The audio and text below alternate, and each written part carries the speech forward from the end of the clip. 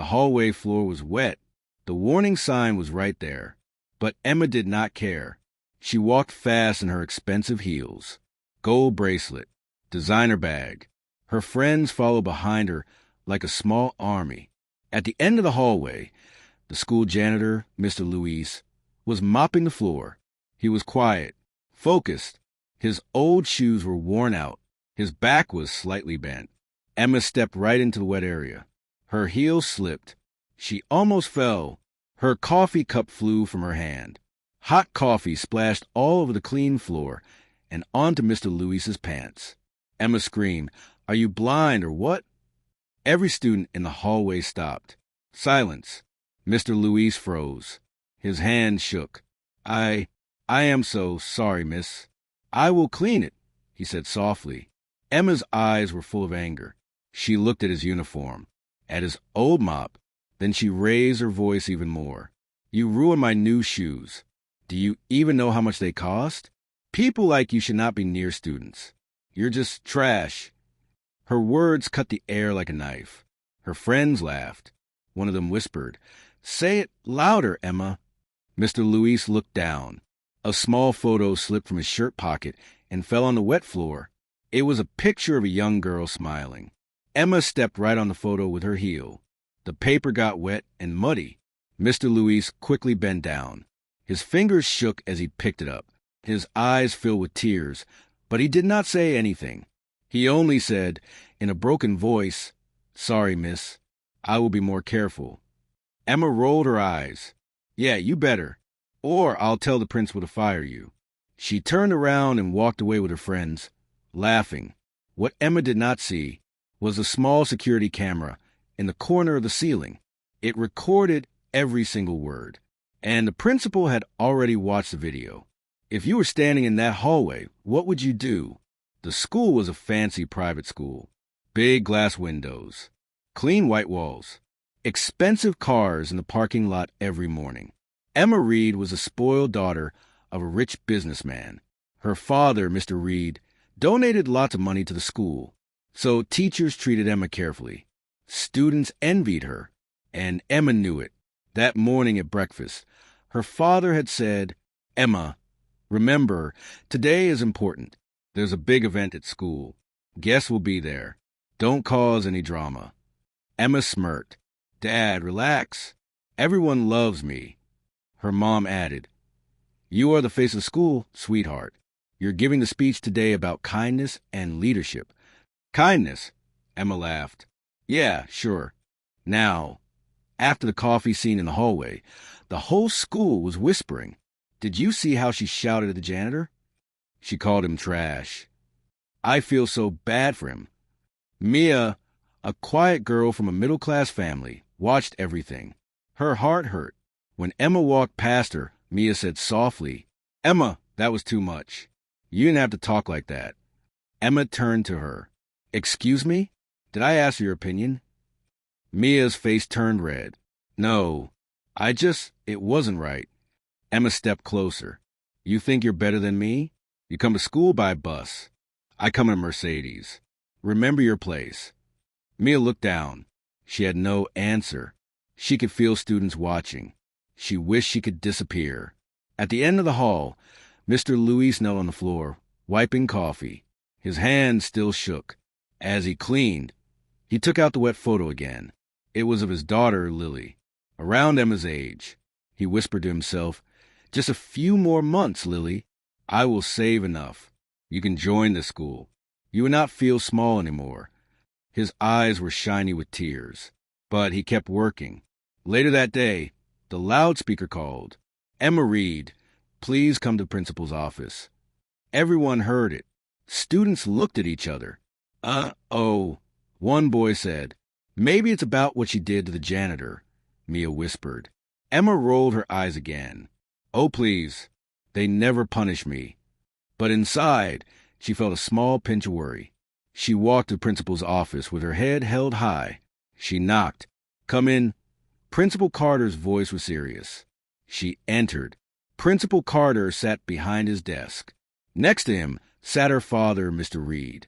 And standing near the door, holding his cap in his hands, was Mr. Luis. Emma's smile disappeared. "Dad, you're here," she asked. Her father did not smile. "Sit down, Emma." Her heart started to beat faster. Principal Carter turned his laptop screen toward her. On the screen was a video paused at her angry face in the hallway. He said slowly, "Emma, we need to talk about this." The room suddenly felt very small. What are they going to do to her? Emma's mouth went dry. She stared at the laptop. Her own face, frozen in anger. Principal Carter pressed play. On the screen, they all watched Emma scream. "People like you should not be near students. You're just trash." They watched Mr. Luis pick up the wet photo. They watched Emma step on it. The whole room was silent. Emma's voice from the video echoed in the office. She wished she could crawl under the chair and hide. When the clip ended, Principal Carter looked at her. "Is that you, Emma?" he asked. Emma swallowed. "Yes, but he—" Her father cut her off. "No excuses." Emma looked at him in shock. "Dad, my shoes." "Your shoes?" he said, his voice low. "That is what you care about?" Mr. Luis stood in the corner, head down, his cap twisting nervously in his hands. Principal Carter sighed. "Emma, today we have a special event. Parents, guests, and students will gather in the auditorium. The theme is respect and kindness. You were chosen to give a speech.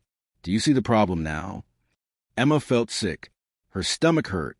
She had never seen her father this disappointed. Principal Carter continued, "This school is not only about money and grades. It is about character. And what you did today was bullying. It was cruel. It was wrong." Emma's eyes burned, but she held back tears. I didn't mean," she whispered. Mr. Reed spoke next, voice firm. "Emma, I worked hard for everything we have. I was not born rich. I used to clean offices at night. Men like Mr. Luis. I was once one of them.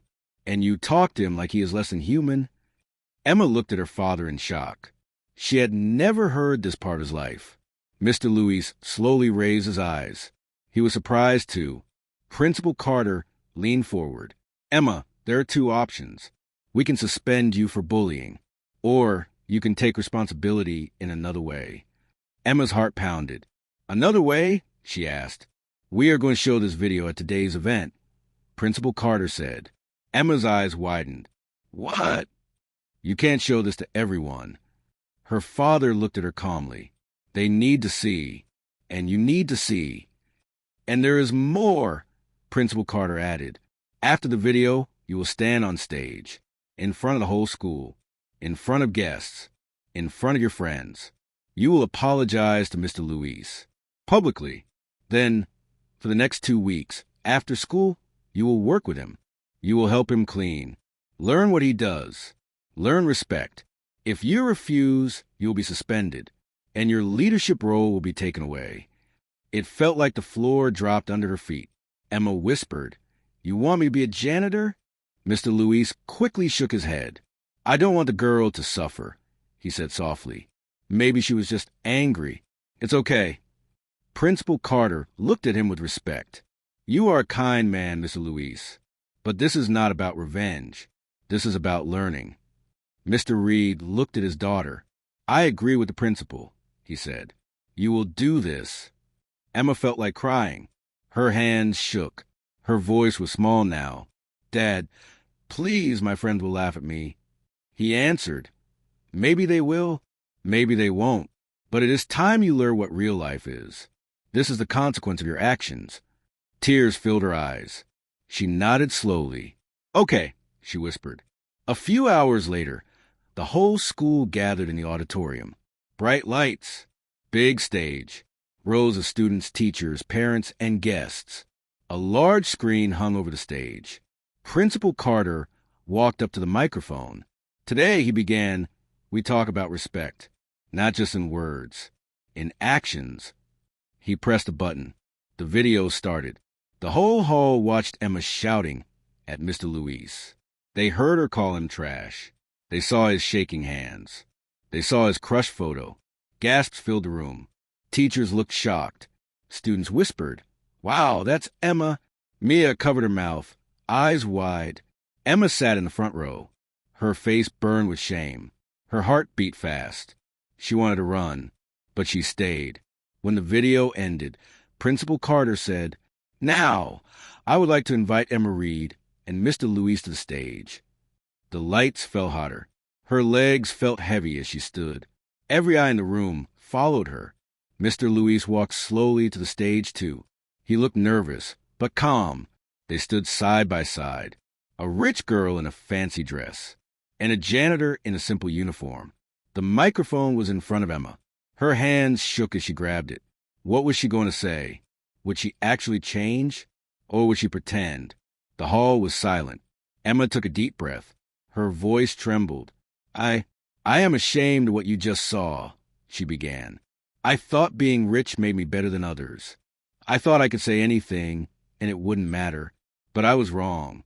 Her eyes turned to Mr. Louise. He looked surprised. Emma's lips shook. "Mr. Louise, I am sorry. I hurt you. I disrespected you. I stepped on your photo. I did not even ask who was in it. I behaved like a bully." A tear rolled down her cheek. She did not wipe it away. She continued, louder this time, "You clean our school every day. You keep it safe. You pick up our trash. And I called you trash. But the real trash was my attitude. I am sorry." In the front row, Mia's eyes filled with tears too. Mr. Louis slowly reached for the microphone with shaky hands. He spoke softly. "I forgive you, miss," he said. "We all make mistakes. I am just happy you understand now." The hall clapped. Some students stood up. Principal Carter stepped forward. "Thank you, Emma. But saying sorry is the first step. The second step is changing your behavior. For the next 2 weeks, Emma will help Mr. Louis after school. She will learn what it means to serve others. We hope this will help her grow." Whispers spread through the crowd. "Emma? Cleaning? No way. She'll never do it." But she did. That afternoon, after the event, Emma changed her uniform. She wore simple clothes. She tied her hair back. She met Mr. Louis in the empty hallway. He held a mop and a bucket. "Here," he said gently, handing her a second mop. "Do not worry. I will teach you." She looked at the mop like it was a strange object. "I don't know how to do this," she admitted. He smiled. "That's okay. You will learn." They started in classrooms. At first, Emma was angry inside. Her feet hurt. Her hands ached. The smell of cleaning chemicals was strong. Students passed by the windows. Some giggled. Some took pictures. One boy said, "Hey, Emma, miss a spot." His friends laughed. Emma's face turned red. Her chest felt tight. Now she knew how it felt to be mocked. That night at home, she was quiet at dinner. Her dad asked, "How was your first day?" She looked down at her hands. They were a little red from the work. "It was hard," she said. People stared. They laughed. He nodded. "And how did that feel?" She thought for a moment. It felt small. It hurt. He looked into her eyes. "Remember that feeling. This is how many people feel every day. Never make someone feel that way again." The next day at school, something changed. Emma came to help again. But this time, she didn't complain. She asked Mr. Louis, "How long have you worked here?" 10 years, he answered. "I came to this country for a better life. I used to be a teacher back home. But my papers are still in process. So, I clean." Emma was shocked. "You were a teacher?" He nodded, smiling softly. "Yes, I love students. I love schools. Cleaning is also important, so I do my best." Emma looked at him with new respect. She saw how careful he was, how he checked every corner, how he smiled even when he was tired. Later, during a short break, she saw him take out the same photo, the one she had stepped on. The picture was now dry, but still a little bent. "Is that your daughter?" Emma asked quietly. "Yes," he said proudly. "Lily. She is very smart. Top of her class in her public school. She wants to study here one day. But," he sighed, "the fees are high." Emma stared at the girl in the photo. Lily's smile was bright. Her eyes were full of dreams. A lump formed in Emma's throat. She remembered how she had called her father trash in front of that smile. That evening, when Emma reached home, she went straight to her father's study. "Dad, can I talk to you?" she asked. He closed his laptop. "Yes, sit." She sat and took a deep breath. "Dad, I learned something important," she said. Mr. Luis was a teacher. He came here for a better life. He worked so hard, and he has a daughter. She is very smart. She wants to study at our school, but they can't afford it. Her father listened quietly. Emma continued, "I heard him. I heard his heart. I want to fix it, not just with words. Can we help his daughter?" Mr. Reed looked at his daughter with soft eyes. "This is the first time you have asked me to help someone else without wanting anything in return," he said. She blushed. "Because I finally see, Dad. I was wrong. I was mean. I don't want to be that person anymore." He thought for a moment. Then he smiled. "Call Mr. Luis tomorrow," he said. "Tell him to come to my office. We'll see what we can do." The next day, after cleaning a classroom, Emma said to Mr. Luis, "My dad wants to meet you. Don't worry. It's good." He looked confused. "Me? Meet your father?" "Yes," she nodded. "Please come." Later, in Mr. Reed's office, Mr. Luis sat nervously on the edge of the chair. His cap was in his hands again. Mr. Reed said, "Mr. Luis, my daughter told me about your work, your past as a teacher, and your daughter, Lily." Mr. Luis's eyes widened. "Yes, sir. She is my world." Mr. Reed smiled. "I cannot erase what happened, but we want to make something right. From next semester, Lily will have a full scholarship at the school. No fees, books included." For a moment, Mr. Luis did not move. He just stared. Then his eyes filled with tears.